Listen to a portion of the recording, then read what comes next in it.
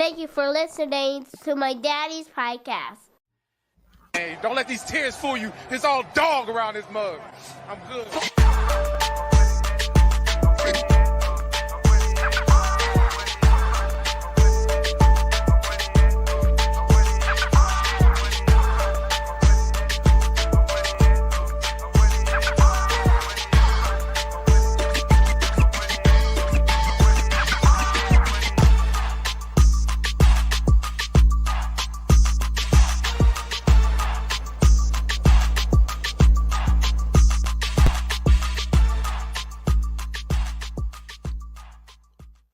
Hey, what's going on, Who Dat Nation?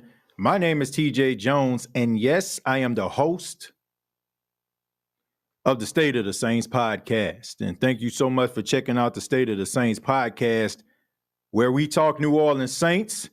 Want to say thank you to everybody that is tuning in right now. I ask that you hit the like button and subscribe to the channel if you're new. We are Interactive New Orleans Saints podcast. And on this edition, we're going to be talking a little bit about wide receiver Michael Thomas, and we're going to be answering the question, will the New Orleans Saints release Michael Thomas before the June 1 deadline? Now, we all know everything that has transpired with Michael Thomas from the time and back in 2018. He was arguably the best wide receiver in all of football. And, he had some bad luck over the last 2 to 3 years.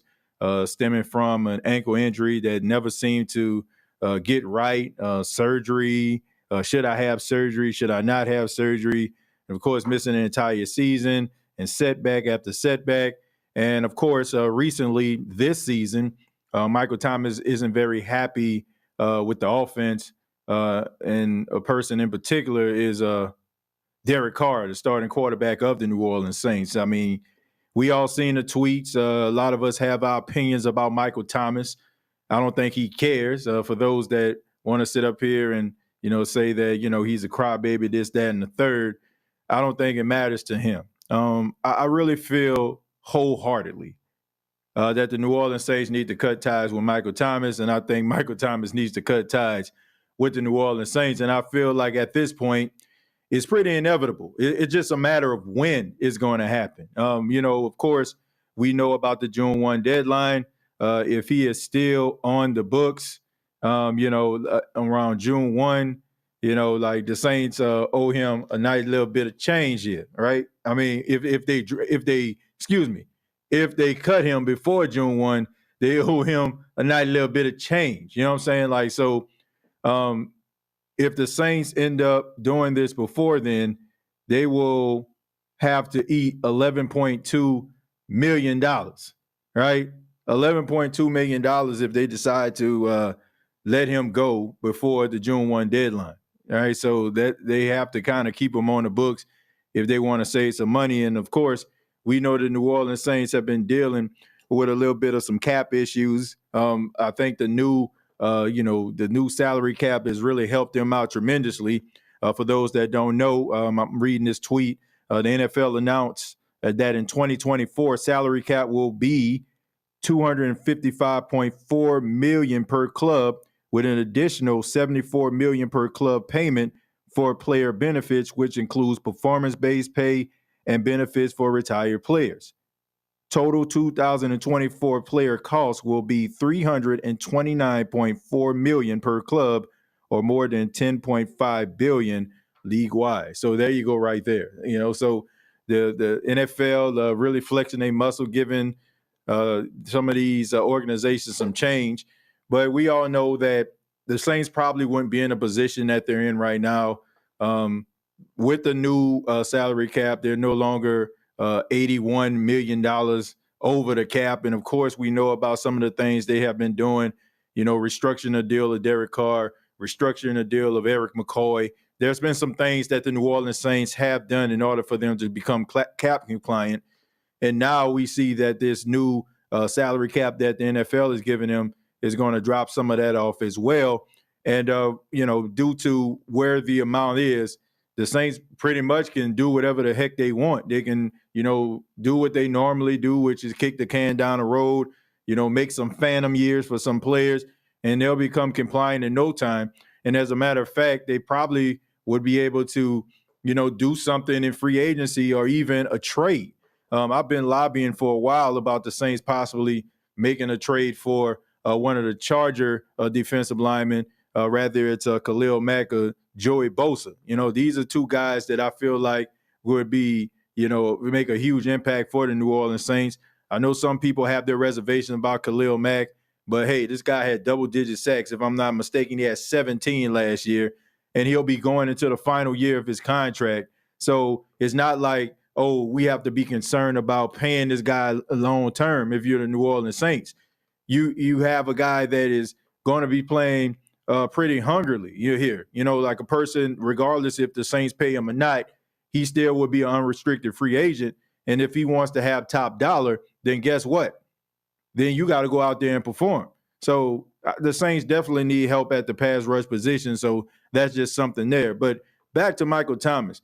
Look, I just think that it's time for these two to just separate, right? I mean, Michael Thomas, it's clear that he's not very happy in New Orleans right now. I think he likes New Orleans. I think it has nothing to do with the fans. I think it has everything to do with the fact that this guy wants to play, with a quarterback that he feels like could give him the best chance to win. And when you start to get up there in age, guys start thinking about their football immortality. They want to be able to play in a playoff consistently. They want to go to a team where all they feel like they have to do is do their job, and they're going to get the football. We all seen the frustration on the offensive side of the football faces, constantly, right? About plays not looking right. Some of the guys that have a chance to really make some things happen, it don't seem like they're getting the ball. There's very little creativity. And then on top of that, you have issues with a quarterback and wide receiver. And I just think that Michael Thomas, went into 2023 believing that he was going to be an integral part of the offense. And I think it was a slap in the face to him. Not, disrespectfully, but I think it was a reality check for Michael Thomas. Michael Thomas, throughout his entire time, has been the number one receiver for the New Orleans Saints. But due to the injuries that he has sustained over the last couple of years, the New Orleans Saints cannot put all their eggs in the Michael Thomas basket anymore. You got to start looking at the youth. You got to start looking at the guys that are going to be the future of this team. You got to start looking at the Chris Olaves. You got to start looking at the Rashid Shaheeds. You got to start looking at A.T. Perry.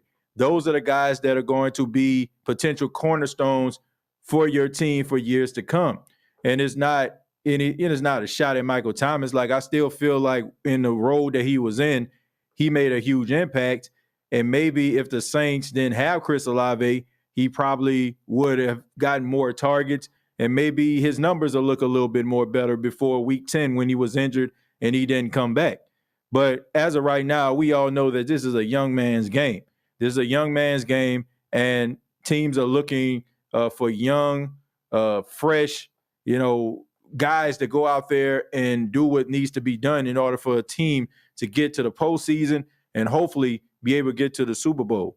But Michael Thomas, to me, his career isn't over. Like, anybody that feels like this guy's career is over, I think you're sadly mistaken.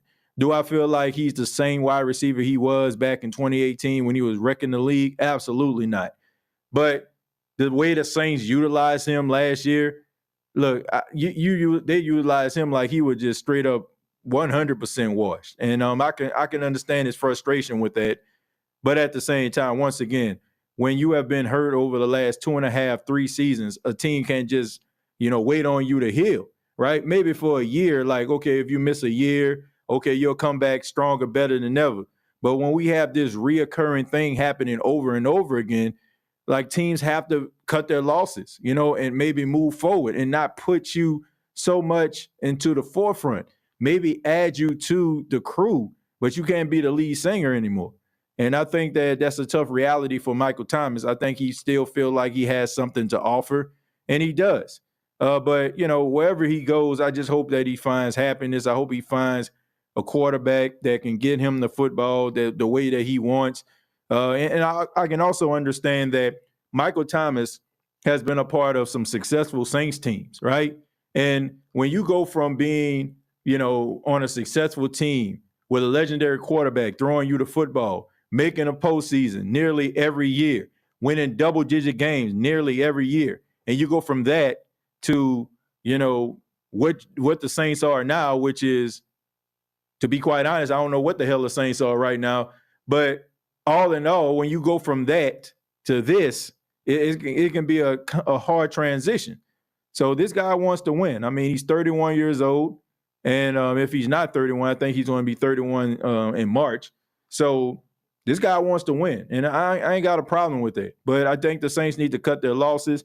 That's way too much money for a guy. And I'm just looking at it from this particular standpoint. Once again, no disrespect to Michael Thomas, but it is what it is. This team spent a lot of money on this dude, right? For him to only play in a handful of games over the last 2 to 3 years. To me, that's hemorrhaging money. Like, I like Michael Thomas, but that's a reality. Dude, the Saints have been hemorrhaging money when it comes to Michael Thomas because they have not gotten a return on their investment. And as mad as Michael Thomas may be at the situation, the quarterback, he has to admit that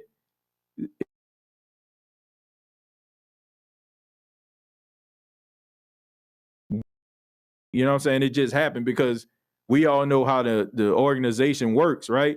Like if a guy gets hurt or whatever like that, they trying to find ways to get this man less money as possible. They looking out for themselves. It's about self-preservation. So I'm not mad at that, right? If the organizations can do it, why not the players? And I also think that we also have to look at this organization for what it is. I think sometimes we, as fans and as onlookers, we just automatically take the side of the organization. And if you look back at some of the gripes and the complaints that we have, you can kind of see how you can actually fall into the category of supporting players. Because we complain all year long about how the offense lacks innovation, how they're not getting the ball to the playmakers. And then someone on the team comes out and says the same exact thing we say or we talk about, and then all of a sudden it's a problem. I just never understood that. Like, if everybody knows, like, think about this, and I hate to be as graphic, but let's just say for somebody is really doing somebody wrong, right? The entire neighborhood knows. The entire, everybody knows what it is, right? They know what it is. And then all of a sudden that person pops out, and they got physical harm on their face, physical harm on their arm or something like that. Like everybody looking like, oh my God, you know what I'm saying? This is pretty bad, but everybody knows that it's bad. It doesn't take for a person to come out into the forefront with damage, on their face or arm for everybody to know that there's a problem. Michael Thomas coming out on Twitter and saying that the Saints have an issue offensively and people are getting mad and saying he needs to keep this behind closed doors. Ray Charles and Stevie Wonder could see that the Saints have offensive problems. They had offensive problems in 2023. So I never understood why people are upset with Michael Thomas for pretty much telling us the obvious. Issues with Derek Carr. People get mad that he said that about Derek Carr, which most Twitter feeds on a Sunday is filled with people criticizing Derek Carr quarterback play. The majority of the weeks that the New Orleans Saints played. So that is, to me, the hypocrisy of New Orleans Saints fans. And if I ain't talking about you, I ain't talking about you. But that's just the reality. A lot of us just fall in line and just be the worker ants that the New Orleans Saints organization want us to be. Like, I am going to call them out. That's just me. Like, if it's going wrong, I'm going to say something about it. If it's going right, I'm going to say something about it. But the fact is how people just automatically just conjoin themselves to the organization and they allow the organization to basically give them Stockholm syndrome, right? It's not us. We're doing all the right things. It's these players that are out here. Now, give me a freaking break. Like, we all have been talking about the same things that Michael Thomas has been talking about. Now, you can talk about should have been aired out and he's a professional, but you have to ask yourself then, is that hypocrisy? It's one thing I'm saying it, right? I can say it, but he can't say it. Like, Nah. I appreciate the transparency. If this man isn't happy, he ain't happy. If he feel like he has something to bring to the table, then look, everything that I've seen from Michael Thomas, it's not like this dude was just absolutely hot garbage or something like that. They just weren't targeting this guy, right? Like, yeah, they'll give him a few targets at the beginning of the game, and then all of a sudden, like, he just vanished off the face of the earth. It's because the Saints wanted to put more stock into Chris Olave, who is now the Saints' number one receiver. So it wasn't because the dude didn't have anything to offer. And I don't like when people say that, right? They like he just didn't have anything to offer, because that isn't true. Like, even when the Saints only gave him the ball in little spurts, he still was averaging 50 to almost 60 yards per game. So with that, if you give him an uptick of targets, he'll probably, get into like the 80 or the 90 yard range. Who knows? But hopefully this guy finds a team that makes him happy and he can contribute and, maybe, vie for a Super Bowl somewhere. But, right now they need to separate themselves from each other. I'm talking the Saints and Michael Thomas. But let me go ahead and read some of your comments. Thank you all for being here. I ask that you hit the like button, subscribe to the channel. I really will appreciate that. Thank you all for your love and your support of the State of the Saints podcast. Let's go with Tyrell. Tyrell says, good morning, Who Dat Nation. The front office keeps putting themselves in a hole with these bad contracts. Carr is not worth all the money. I'm sorry, but hopefully Kubiak can get more out of Carr.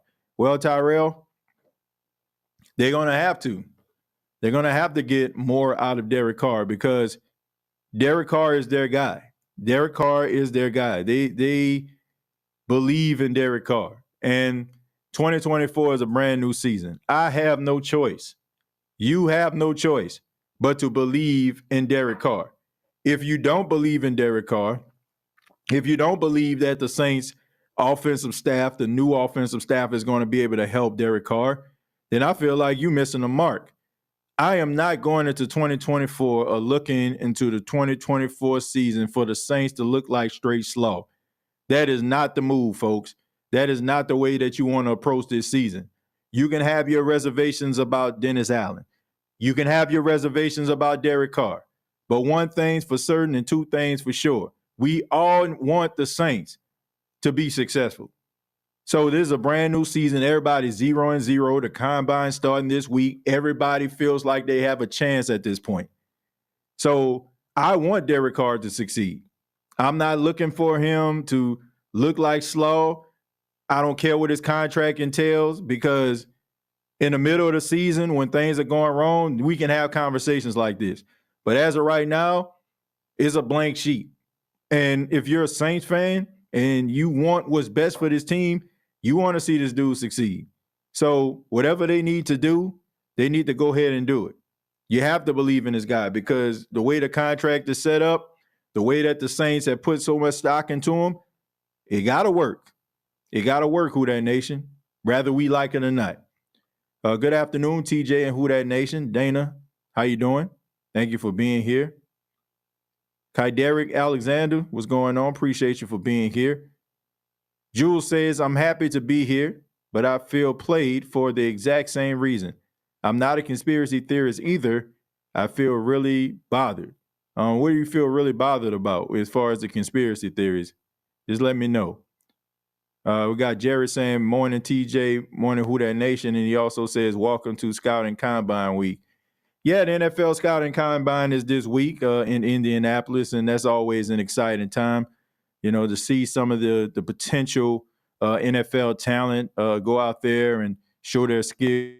And, it's pretty cool. We know that the New Orleans Saints need a lot of help on both sides of the football. So this is one of those years where you can watch really close. It used to be, when we used to watch the NFL Combine, if you're a Saints fan, it's probably for one or two positions, right? A wide receiver, a linebacker, a cornerback in most cases. But you can kind of look on the defensive side of football, the offensive side of the football, and really kind of do your homework and due diligence on certain players.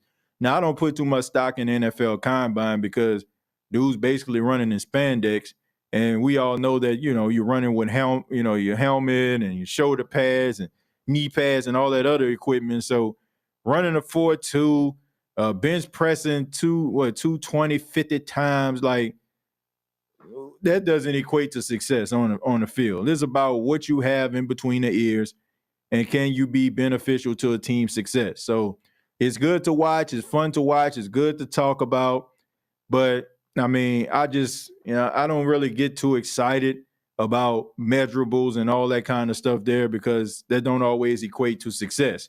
Now, when I got opportunity to go to the Combine last year, I mean, it was exciting from this particular perspective that I worked my whole life to be able to get to that particular point and to be around some of the people that you watch on TV and you admire, and watching these guys who are trying to get the best draft position that they can, watching them be around their families, seeing how, if they don't do so well, their families in the corner and stuff like that, trying to cheer them up, like it humanizes.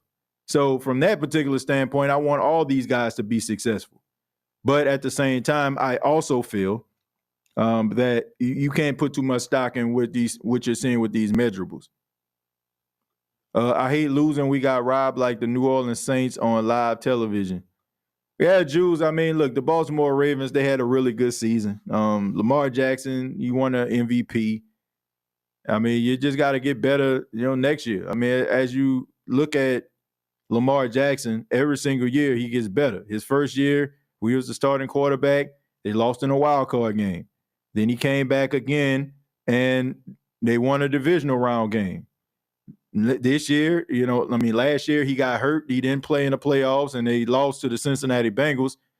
This year he went to the AFC Championship. So if you look at the career of Lamar Jackson, you'll see you go from wild card, division, AFC Championship. So, you got one more step left, and that's the Super Bowl. So it looks to me like he's on the uptick. It didn't happen the way that you wanted to, but Lamar Jackson showed everybody how talented he is and how much promise that Baltimore Ravens have as long as he's the franchise quarterback. TJ, I think Jameis going too. Well, I think Jameis, made it very, very clear that he wants to be a starting quarterback in the league. Now, this is one of those things, again, some people have their reservations about Jameis Winston. Is he a starting quarterback? Is he not? You can yell to the rooftops, he's not a starting quarterback, blah, blah, blah. But the guy wants to go out there and prove himself. And hopefully a team will give him that opportunity. Now, I feel like the narrative of Jameis Winston is one that I feel that is going to be hard for him to shake, because anytime you look at Jameis Winston, anytime people talk about Jameis Winston, it's almost like in a humorous way. Even though, Jameis Winston can be serious about how he feels about himself, people don't look at him that way. And I think that he is just, the butt of people's jokes sometimes. And that's unfortunate. But I think it has a lot to do with the fact of, a lot of facial expressions, like he's very animated. He marches to the beat of his own drum, and it's refreshing. It's refreshing to see somebody be unapologetically them and don't really care about what people say about them, and will continue to work and continue to grind and continue to be motivational to people that's around him. And he has an infectious spirit. Like I don't think he's putting on a facade. I really feel like that's who Jameis Winston is. And look, if the guy wants to go out here and get an opportunity to be a starting quarterback, go to a team that may not have a starting quarterback and he can compete for that particular position, then I'm all for it, and I'm happy for him. But, I don't want to see a team hold him back. I don't want to see a team not believe in him. Give him an opportunity to show what he can do. And who knows? It can be like one of those situations that we're seeing in Seattle with Geno Smith. Geno Smith bounced around the league for a while. People kind of looked at him as damaged goods. He goes out there to Seattle, has a really good season, wins comeback player of the year, gets a contract, double down on a really solid season last year, didn't make the playoffs, but he had a really solid season. So maybe this can be Jameis Winston. Who knows? I'm rooting for him. It's kind of hard for anybody not to root for Jameis Winston, unless you just I can't think of a reason, right? I mean, maybe bringing up his past and you can't shake that. maybe you were the owner of that seafood place that, he got the crab leg from. Maybe that's what it is. I don't know.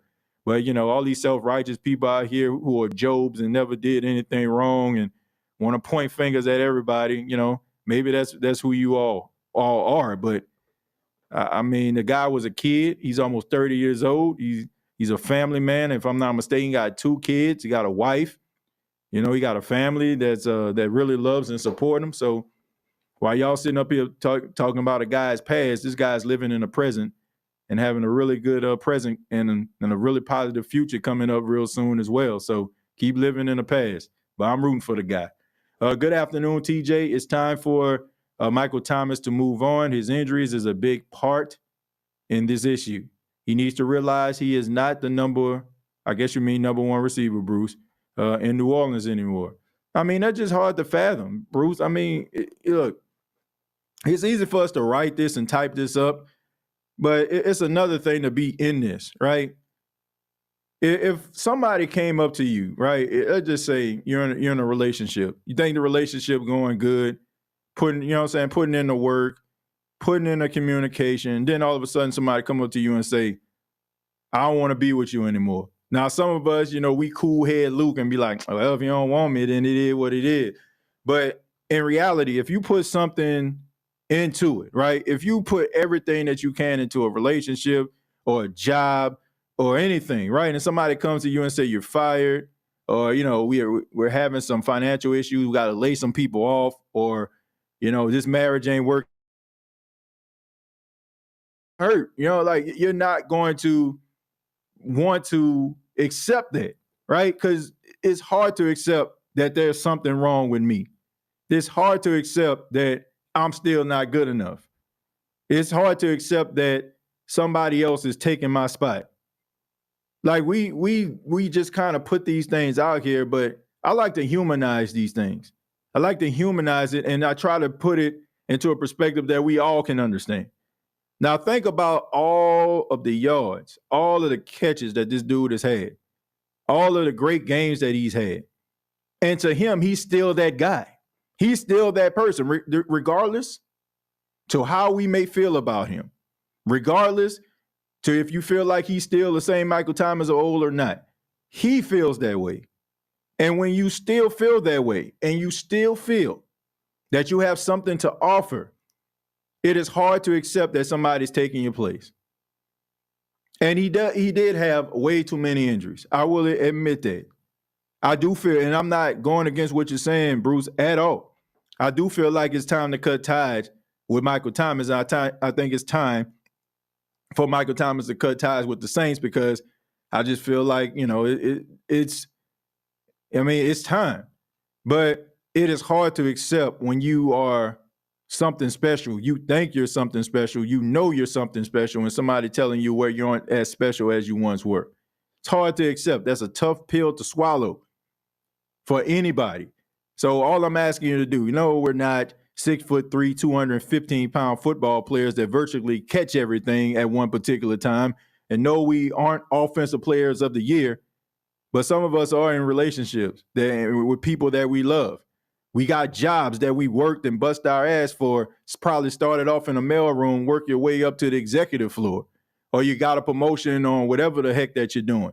And you take a lot of pride in your work, and you think back to the days when you first walked in there and didn't know nothing. Now you running a show. Now think about your family that you probably accumulated, the money that you accumulated, the house that you bought, the car that you bought. And then somebody comes to you and tells you, well, we don't think that you are good enough anymore, or we got to lay you off, or we feel like, somebody else could be more qualified for this position. How would that make you feel? Wouldn't make you feel very good. But I understand that football is a business, and I'm pretty sure Michael Thomas does. But once again, you can understand something is a business. But when you think that you're the best, when you know that you're the best, when you feel in your heart that you're the best, when somebody tell you that you're not, it's a tough pill to swallow. Stroll up a little bit. Thank you all for being here. Ask that you hit the like button and subscribe to the channel for those that probably just joined in. Tomorrow is my birthday. I'm going to be 19 years old. Sir Miller, happy birthday to you. 19 is a really good age. You turn 18, you feel like you're an adult. 19 is like, you're making that transition into adulthood. So enjoy your birthday and enjoy your youth, and have a good time, but be responsible. I'm going to put my cell phone on the charger and watch the show. Amen. Jules, I appreciate that, man. Appreciate you taking a little bit of time while your phone charging up to watch your boy. I appreciate that, man. Thank you. Hopefully, they can make a miracle, limit Carr passing attempts. Well, I think that what the Saints are doing, and I could be wrong, but everything is basically telling me that they want to put emphasis on the running game. And honestly, Rico, I feel like it's time. I think it's time. I mean, we've seen the Saints air it out everywhere, here, there, and everywhere. I think it's time to have a smash mouth running game. You got some really talented, really, really talented running backs in this stable, man. And these guys can do way more than just running between the tackles and have toss plays. Like, you can come up with all type of innovative, exotic, run plays for these guys in order for them to be successful, because they're all talented. Like, it's more than just you treating these guys like they're Earl Campbell or something. And for those that are young, don't know who Earl Campbell is, Earl Campbell was a really good running back. He went to the University of Texas, and he went to the Houston Oilers. And he was known for his smash mouth running style. Guys used to have to jump on his back, and he carrying guys. He running up the middle, smashing them into the middle, knocking guys over. I mean, he paid a price right now because, if I'm not mistaken, I think he can find to a wheelchair, not because of paralysis, but because of all the wear and tear that he has on his body. You ain't got to treat your running backs like that. Like, Alvin Kamara can do a plethora of things. Kendre Miller can do a plethora of things. Jamal Williams can do a plethora of things. It's kind of hard for anybody to get a large enough sample size to determine how good Kendre Miller is or how good Jamal Williams can be in a Saints uniform. But we have a large enough sample size to know that the way that the Saints have been using Alvin Kamara and his skill set over the last 2 to 3 years is unacceptable. And I think that's one of the reasons why some of the conversations by some of the New Orleans Saints fans out there is that Alvin Kamara is washed or he's not good enough anymore. But I think that you have to put emphasis on the running game. You have to be able to come up with different ways to make these guys stand out, to allow their talent and their skill set to shine through. If you don't do that, then we're going to be having these conversations like these guys are washed. But once again, I ask for all the people out there that are criticizing these guys, crybabies, saying that they washed, how is it that these guys are washed? We already conceded to that. I'm not talking about everybody. You know who you are, okay? I'm going to just leave it right there. You know who you are. But why is it that every single Sunday, when I used to open up the phone lines, people would call in, this offense suck, Derek Carr sucks, offensive line suck, P. Carmichael not calling the plays right. We have accepted that, but we cannot accept the fact that maybe because he's not calling the plays right, maybe the offense isn't looking as good, it could affect the guys that we have grown to love and make them look like, I don't know, dare I say, that they are washed. So all I'm saying is allow these guys to get the opportunity to go out there and play with a new offensive scheme that caters to their strengths. And if they cannot be that player that they were in 2017, then I, TJ Jones, will concede that they aren't the players that they used to be. But it is hard for me to sit up here and talk about P. Carmichael, and say all these different things and just for laughs and content purposes, make songs about them. We talk about all these things. We sing about these things, about how he wasn't good enough as an offensive coordinator. We say these things. So how is it that we can say those things on one hand, but can't understand or comprehend that the way he's calling plays could affect the people and players that we have grown to love in a Saints uniform. That's all I'm saying. Just food for thought. Just food for thought. I'm not making excuses. I'm just saying a little food for thought for some of those people out there. TJ, did you watch the HBCU Legacy Bowl? Which player caught your eye? Justin, I did not see it because during the time that Legacy Bowl was on, I was actually flying from Birmingham back to Myrtle Beach. I went to Birmingham, Alabama on Thursday, and got back on around Saturday evening. So I didn't get an opportunity to check it out. But I will say this about the HBCU Legacy Bowl. I think that it's a really good look. I think that is definitely something that can help these guys. But I will serious. I don't. I don't think they take it very, very serious. I think that this is something that they do to pacify the HBCU supporters out there, because you really don't see a lot of top-notch scouts out there. It's probably a scout that they probably have working his way up to show up, and you're not really seeing it. When was the Legacy Bowl actually? When did it start? Maybe like a couple of years ago. Can you really say that HBCU players have benefited from this? I haven't. And maybe this is one of those things where it's going to take some time for it to grow. And maybe it takes some time for it to, to prosper. But I just feel like there's a lot of pacifying going on. I feel like everybody loved the HBCUs at one particular time. Yes, I'm about to be on my soapbox. Just give me a few minutes. I feel like HBCUs was on everybody's mind when Deion Sanders was coaching my alma mater, Jackson State University. Everybody wanted to wear HBCU stuff. Basketball players showing up to the game with HBCU hoodies on and shirts, and then all of a sudden when Deion Sanders go to Colorado, I guess HBCU support went with him.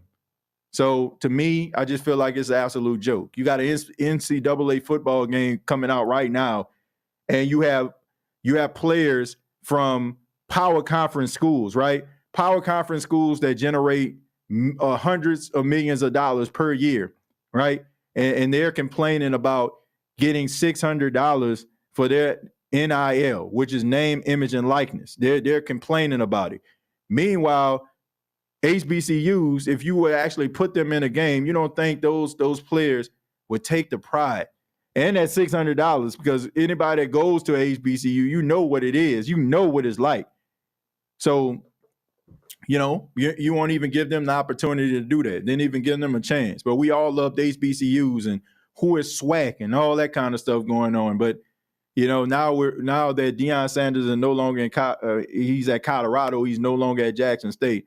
I guess all the support and all of the, Monday morning quarterbacking that was going on and the topic of conversation just slowly dies. That's my reality.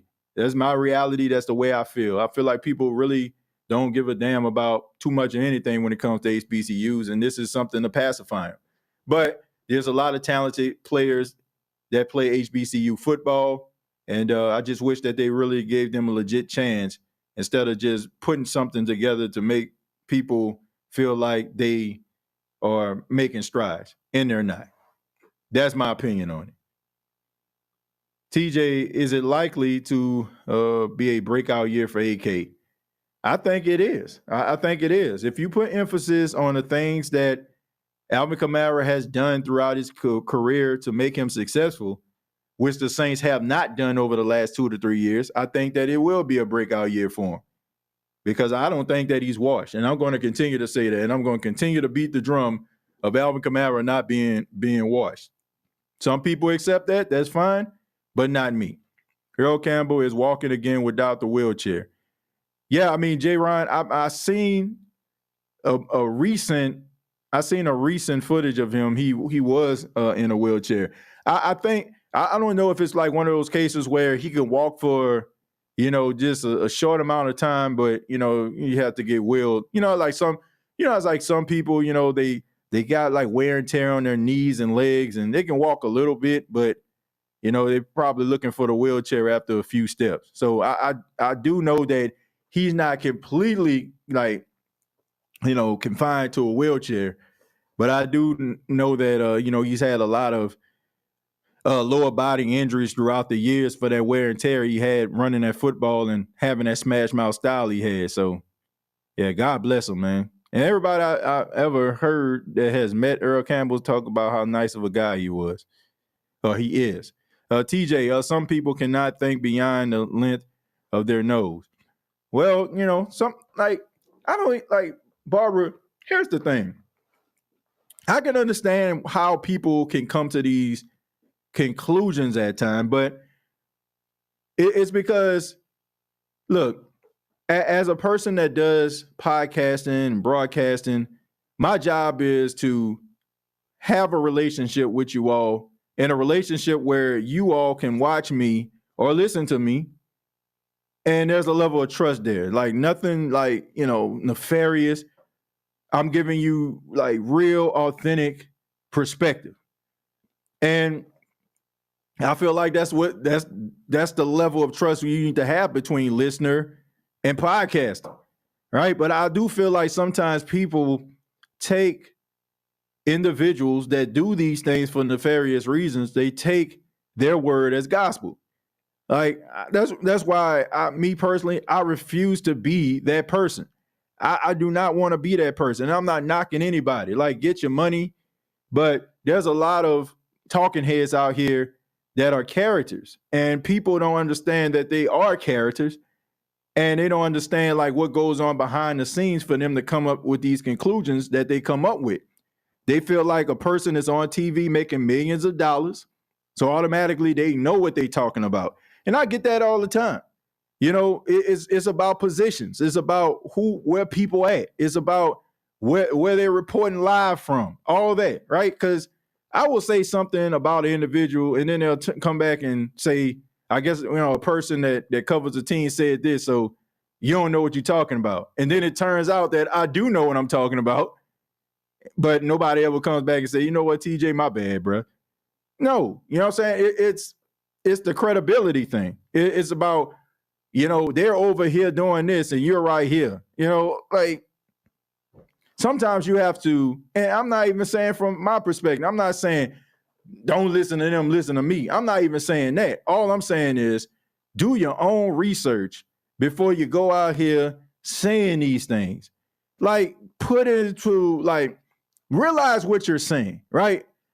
Realize that you're criticizing a player for not being offensively efficient enough, but you criticize the team every single week for being not offensively efficient enough. So you already pretty much solved your own problem. It's not so much the player. Maybe the player is getting frustrated because the way that the team is, constructed ain't benefiting them or success. And I can understand that. But at the same time, you can't say, oh, this guy's washed, then complain every single week when the Saints lose, offense didn't do enough. Man, they ain't moved the ball to like third quarter. Man, garbage yards in the fourth quarter. Come on, man. You already solved your own problem. You already figured it out. The player that you like isn't looking like himself because the team offense is not very good. So all I'm saying is, now that the New Orleans Saints seem like they doing some homework here, seem like they going with the trends of what's positive and what's happening and what's successful in the league, now they're doing this. Now I feel like you can evaluate a player accordingly, because now you're going to bring in an offensive coordinator, which I hope can be able to cater to the strengths of those players. And if those players look like they did under Pete Carmichael, like we have with Dennis Allen, you got all the coaches that remind you of Sean Payton, the smell of Sean Payton. You neutralize the entire organization with Dennis Allen fresh coaches, right? So there's no excuses anymore. If you're an offensive player and you felt Pete Carmichael was holding you back, you got another guy in here with a different mind. So if you're not working, guess what? If it didn't work with Pete, I mean, come on, man. We got to call it for what it is. You got to start looking at yourself in the mirror. So that's all I'm saying, folks. That's all I'm saying. Cool Sports. Thank you very much for the $4.99. He says, I like Michael Thomas, one of my favorite wide receivers of all time. But after all the things that went on, I don't see him staying. I don't see him staying either. Cool Sports, and thank you very much for the $4.99. I don't see him staying with the New Orleans Saints. I don't feel like he should stay with the New Orleans Saints. I just think that it's time for them to break up, time for them to move on, time for them to see other people, right? You done went about as far as you can go together. Everybody that starts off with you ain't going to end with you, folks, right? It may have been a match made in heaven at the beginning. It was great. It worked out. Everybody knows Michael Thomas' name because of it. You know, the Saints organization won some games because of Michael Thomas' success. Now it's time to move on. And, the time for him to get what he wants, and time for the New Orleans Saints to look towards the future of these young, vibrant wide receivers that they have. Love all your metaphors, 100 at Barbara. Yeah, I mean, look, all I'm saying is, and shouts out to Barbara for being here and everybody else too. Thank y'all for being here. Yeah, I just think that people just need to, look at it from a different perspective, and really understand, like, what are you saying and how what you're saying can honestly be the answer to what you're looking for. TJ, do you need a veteran wide receiver in the room? Our wide receivers are young. I do feel like you need your young wide receiver room. I do feel that way. But I'm not against having a veteran wide receiver. I mean, we've seen young wide receiver rooms seem to be panning out, and having a young quarterback. We're seeing with the Packers, right? You got Romeo Dobbs, you got Watson out there. Man, you got Reed out there. You got some really talented guys, and all those guys are like in their first or second year with the Green Bay Packers. And not to mention, you got Musgraves and Kraft. They were, rookie tight ends. So you can find success with a room full of young players, but I feel like you still need a veteran inside of that locker room to kind of keep these guys level-headed. A guy who is a student of the game. Teach young players how to be professionals. Teach them how to keep their eyes on the prize. If you're 1-2 years into the National Football League, you got money, you probably had a successful season, you got all these different things going on behind the scenes, probably got the ladies, in your DMs, you got people that don't want to tell you no, you got money to get anything that you want, right? So you need somebody to be able to keep you centered and level, and teach you how to be a professional. And, I am for that. I think that that's what you'll see like on a lot of college teams. Coaches will tell, seniors to, wrap your arms around the freshmen, help them to be able to navigate through college, right? Teach them how we do this thing. And I do feel like you need that, right? You don't know what you don't know, but sometimes you need somebody that's going to be able to help you if you get steered off, or to make sure that you stay going down the straight and narrow. You need that, in my opinion. They ain't got to be a person that getting 1,000 yards, 1,300 yards receiving. They ain't got to do that. They ain't got to be that player. But, I mean, if they can bring something to the table and provide a level of leadership that is missing, then I'm all for it. There's another podcast that's stating AK is washed up and should be traded. AK and Jamal was limited due to bad O-line play and a horrible OC and then play situational football. Well, look, everybody's entitled to their opinion. I'm not going to knock anybody for their feelings. And that's not what I'm about. All I'm asking is for people that feel a certain way about Mike T, about Alvin Kamara, just go back and take a look at the Saints offense over the last couple of years. And I think that you'll have the answer to your problem. And I just think that, we can't just wrap this thing into a big, huge, he's washed ball here. I think you got to look at everything that has been going on with this organization. I think you have to take a look at everything that is transpiring right now. The reason why it's transpiring right now, the fact that you had a complete overhaul of the offensive coaching staff. To me, if you're still talking about people being washed, I think you're missing a point. I think you're missing the entire point. I don't know. That's just my opinion. TJ, what you think about Cam Newton video? Can't have nothing. Well, here's the thing. I hear a lot of people saying that, oh man, this is the reason why NFL players, professional athletes, don't be doing nothing in these neighborhoods and all that. You know, like there's always gonna be haters out here in this world. Who That Nation and sports fans, for those that are checking this out on Gumbo Pot, there's always gonna be haters out here. There's always gonna be people hating on you if they see that you're doing something. This doesn't stop with football, right? Anybody that grew up in a rural area, poverty-stricken area, go to college. Hell, you ain't even got to go to college. You know, you can go to trade school or, you know, go back in that G-Wagon. Go back in that, you know, in that Ram truck that's fully loaded. You know, go back in that Bentley. You know, you're going to have some people like that you think that grew up with you that love you and admire you and be like, man, you know, this dude inspiration. They're going to be hating on you. And you got a lot of these, and I see this a lot. You got a lot of these former football players who played in high school, probably played in college, wasn't good enough to make it to the pros. They feel like they better than Cam Newton. They feel like what they have to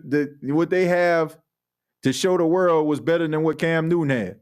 And when Cam Newton show up, Heisman Trophy winner, NFL MVP, played in the Super Bowl, all these different things and all these accolades, they don't look at him that way. They look at him as somebody they feel like, you know, what makes him better than me? He ain't better than me.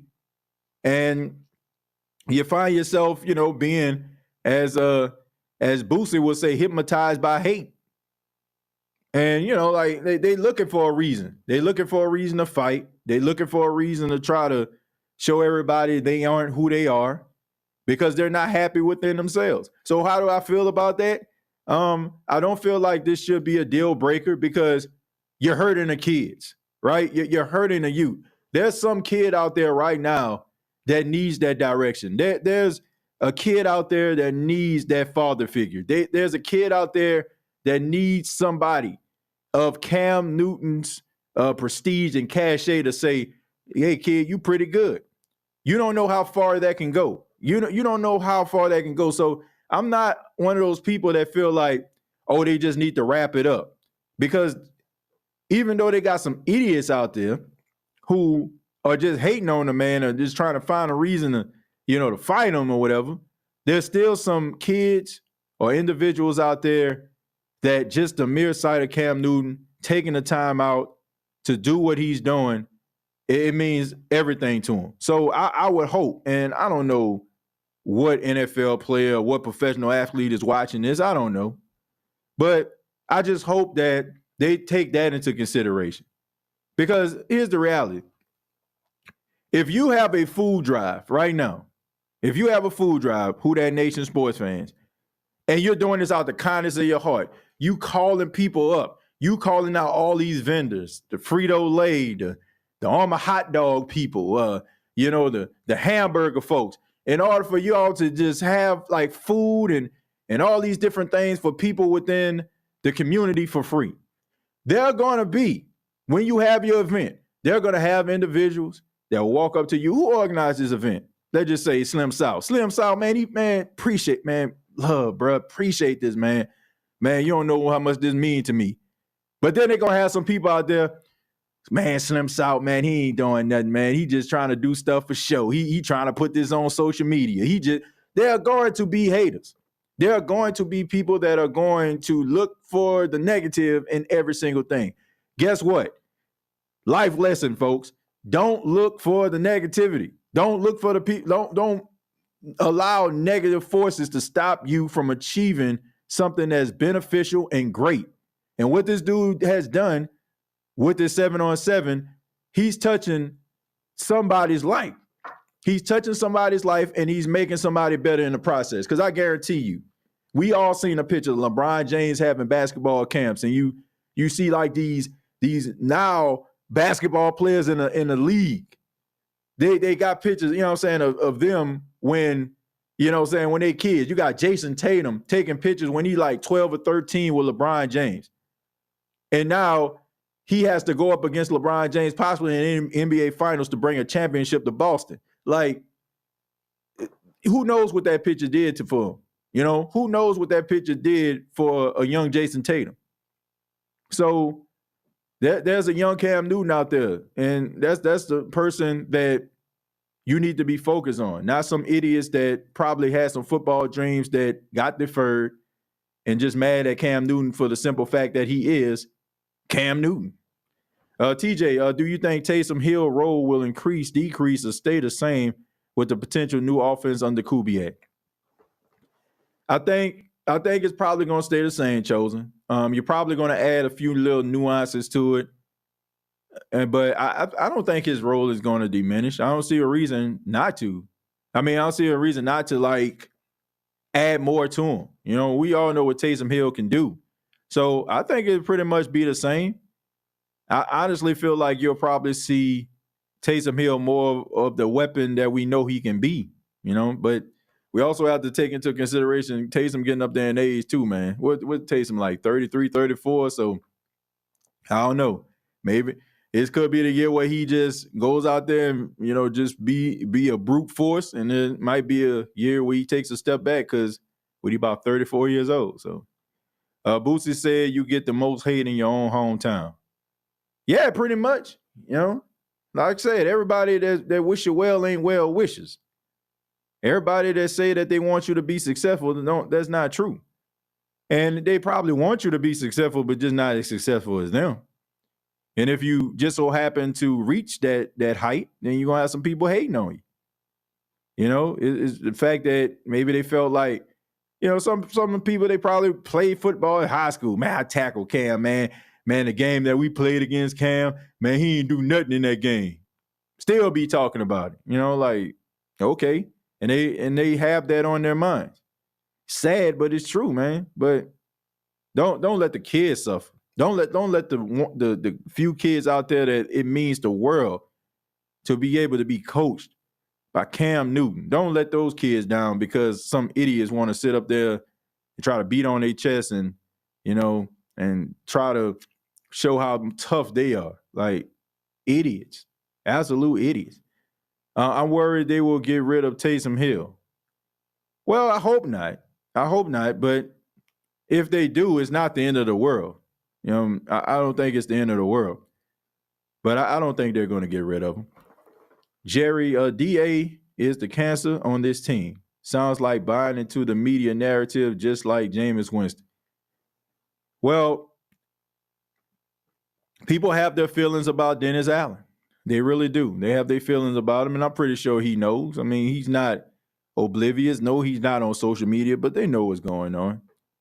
This organization knows what's going on. So, man, he got to win. He has got to win. It's just that simple. If all this can be, like, regardless to how we feel about Dennis Allen, if Dennis Allen wins 12 games, 13 games, like, we not having this conversation no more. Like, we just not. Like, we can, like, winning is the cure for everything when it comes to sports. The way we feel right now, the dejection that we feel when it comes to this football team, I guess the direction of nowhere that we're feeling like this team is going. If the Saints start winning, it basically absolves all of the feelings that we have right now. So this dude has to win. I'm talking Coach Dennis Allen. He has got to win. And, you know, if he wins, then I think that he'll change the mind of some folks. All I want to see is this team win. Now, we shouldn't be having this conversation, Saints being 9-8, struggling to get into the playoffs next year. Well, this year, I guess, because, you know, y'all get what I'm saying. Shouldn't be struggling. If you're struggling, then you definitely aren't the guy. We'll see. We'll see, man. Football has been a game of young boys trying to run the game. What happened to the men that used to hold this game to a high standard? I don't know, man. Like, I guess when when integrity started to be bought. You know, like, man, back in the day, I used to hear like my grandfather talk, older gentlemen talk. They used to say a handshake used to be as, ironclad as a contract. Shaking somebody's hand, man, I promise you, I'm going to come back with $150 this evening. Shake on it. They coming back with $150. Back in the day when these guys used to recruit, these coaches used to recruit these younger players, when these players commit, they committed. And that was it. When they go through hardship and things aren't going right and they not starting, they ain't looking, oh, man, San Jose State said I could have been starting as a freshman. I don't know, UTEP said that I would be their starting running back, man. I'm out here third stringing it. Man, I'm about to call them up right now. I mean, to me, when integrity starts to get bought, that's number one. I feel like that's the issue. Number two, you got social media that's telling people that if they lose, then therefore you are a loser. So that's why I feel like you have situations like quarterbacks like Caleb Williams not throwing in the combine, Jaden Daniels not throwing in the combine, not really taking advantage of some of these opportunities. It's because the world has shown you, oh, if I make one mistake, then that's what's going to define me. So you have all those different things in your mind. So you're asking what happened. That's what happened. Social media happened. People looking at one loss or one, I guess like down moment or a fail moment. They're looking at that like that's who the player is. And those players don't want to go through that. So it used to be like, I failed, man. I fall. Yeah, I fall, you know what I'm saying, like 10 times. I'm going to get up all 10, right? This guy is starting over me. Guess what? I'm going to go get in the weight room.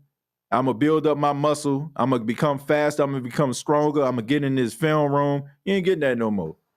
Because everybody's just looking for participation awards, right? Like, so that's what I feel like what happened to the game of football. Too many people just afraid to fail. There's too many outlets out here saying, oh, they didn't want you? Yeah, we'll take you. We'll take what they said about you. You ain't good enough. We think you good enough. Too many out there. So that's what really happened. That's why, I got a 4-year-old son for those that don't know. He's learning how to play the video game. I'll use this as an example. He plays the video game and he's learning like how to navigate the controllers, right? And he constantly loses, right? And he gets frustrated. I tell him like pick that control up. Like keep playing, because that's how you get better. You're gonna lose sometime, and it's okay to lose. But guess what? Keep trying. Like that's why I feel like what happened to the game. Too many people scared to fail. Because there's people out here that they start to look at who ain't never achieved a damn thing in their life, telling you that you ain't good enough. You're sitting on your couch with cheese puffs, Cheetos, up here telling $1 million guy that he ain't never going to be nothing because you lost your $5 on DraftKings. Like, give me a freaking break. Like, but that's the type of stuff that stays in these young kids' psyche. That's what happened to the game. Guys are afraid to fail. And that's my opinion. But, when you understand that failure just is a part of life, competing is a part of life, then that's when I feel like you're mastering life. Like the saying, keep your friends close and your enemies closer. If the Saints win the Super Bowl, I will still hate Allen and Derek Carr.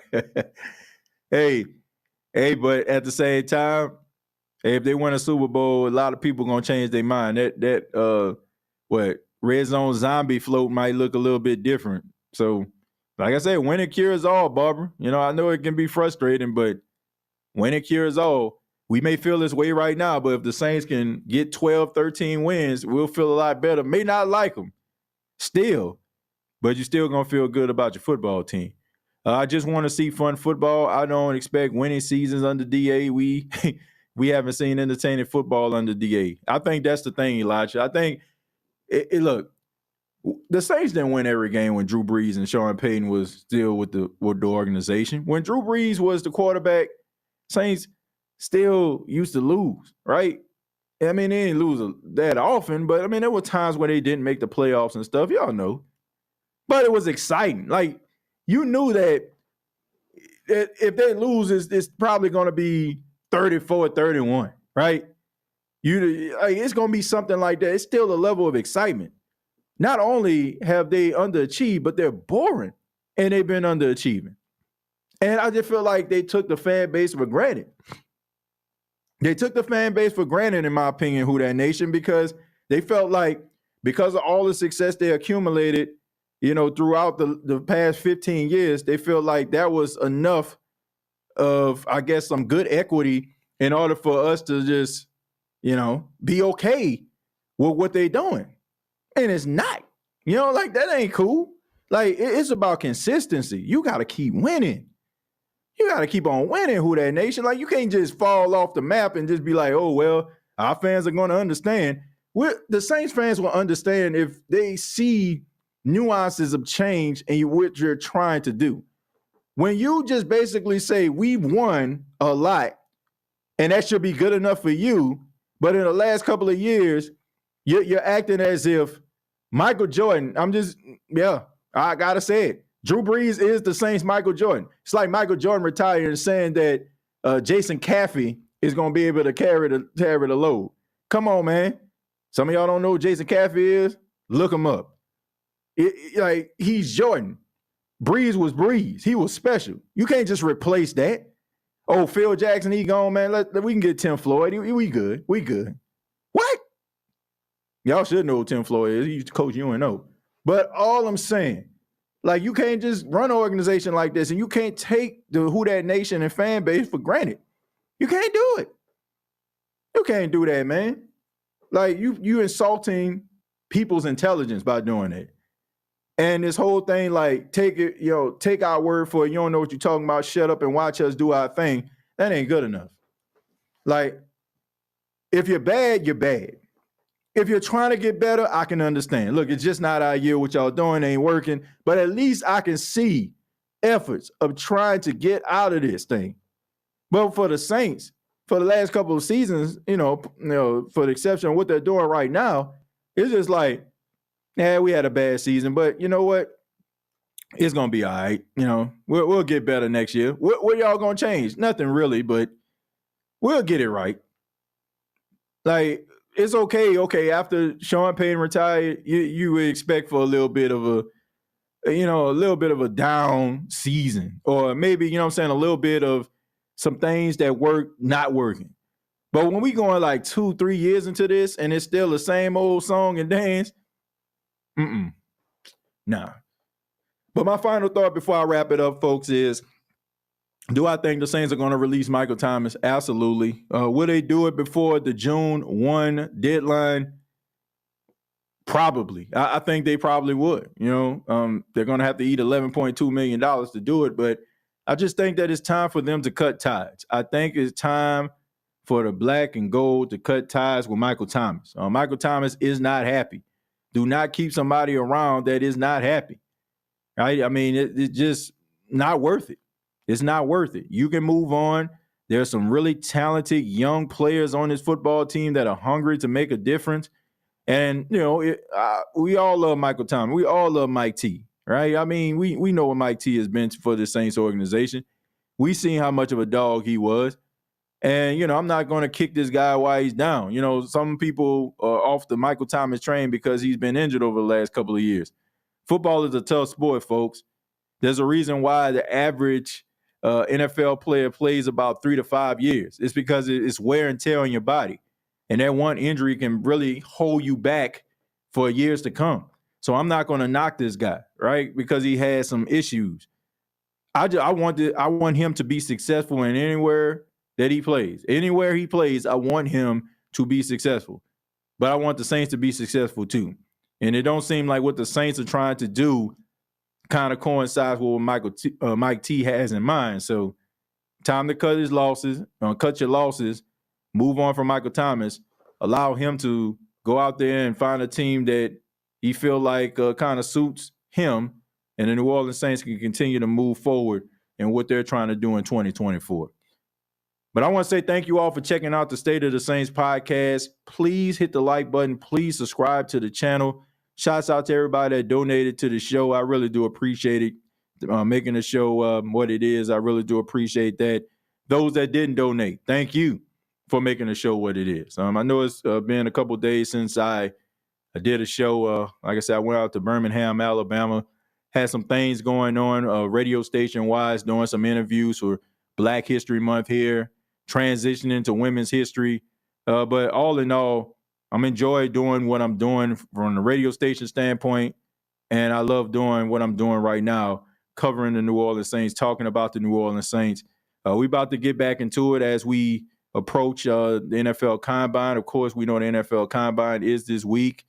Try to see what some of these players are going to do, some of the interviews that are going to be conducted. Hopefully, we can get that information up there. We can talk a little bit about it. Probably open up the phone lines this week to be able to talk to you all about the Combine. So maybe talk a little bit about somebody, some player that you feel like would be beneficial to the New Orleans Saints or something that you saw. But be sure to subscribe to the channel for all your up-to-date information on the State of the Saints podcast. I got to continue to plug the Unapologetic podcast. I'm asking everybody to subscribe to the Unapologetic podcast channel, youtube.com, search Unapologetic podcast.